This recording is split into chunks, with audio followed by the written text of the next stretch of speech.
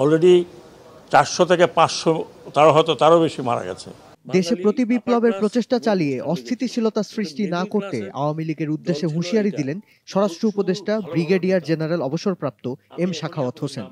পরামর্শ দিয়েছেন দল পুনর্গঠনে মনোযোগ দিতে। পার্টিকে রিঅর্গানাইজ করেন, একটা পলিটিক্যাল পার্টির মতো যেভাবে থাকে। 12 আগস্ট সম্মিলিত সামরিক হাসপাতালে আহত আনসার সদস্যদের দেখতে গিয়ে আওয়ামী লীগের উদ্দেশ্যে তিনি বলেন, এমন কিছু করবেন না যে আপনাদের জীবন বিপন্ন হয়, কারণ এদেশের পাবলিক এখনো আপনাদেরকে গ্রহণ করতে আসেনি। সেই নেতারা এখন পালিয়ে বেড়াচ্ছে, যাকে ধরছে সেই নেতাকে আমরা বাঁচাতে পারছি না। পার্টি রিঅর্গানাইজ করেন, এই পার্টির অনেক অবদান আছে বাংলাদেশে। ইলেকশন আসলে ইলেকশন কন্টেস্ট করবেন, জনগণ ভোট দিলে ভোটে যাবেন। পাশাপাশি সহিংসতা ও প্রতি বিপ্লবের পরিকল্পনা বন্ধেও দলটির প্রতি আহ্বান জানান তিনি। আপনারা এই পুলিশকে দিয়ে কাকে মারিয়েছেন? এই পুলিশকে দিয়ে মারিয়েছেন আপনার সন্তানকে।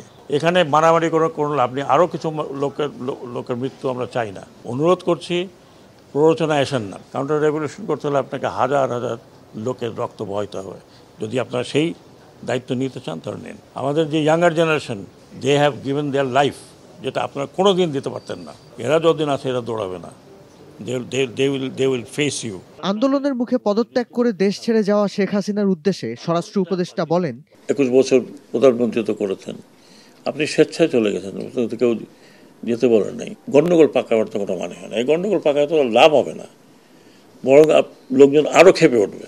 আন্দোলন ও এর পরবর্তী সময়ে বেহাত হওয়া অস্ত্র প্রসঙ্গে স্বরাষ্ট্র উপদেষ্টা বলেন, সিভিল ড্রেসে কারা আনসার এলাকাতে গিয়ে তাদেরকে এরকমভাবে ফায়ার করছে। আমাকে ভিডিও আমি দেখলাম, একটা সিভিলিয়ান ছেলে 7.62 হাতে নিয়ে চলে গেছে।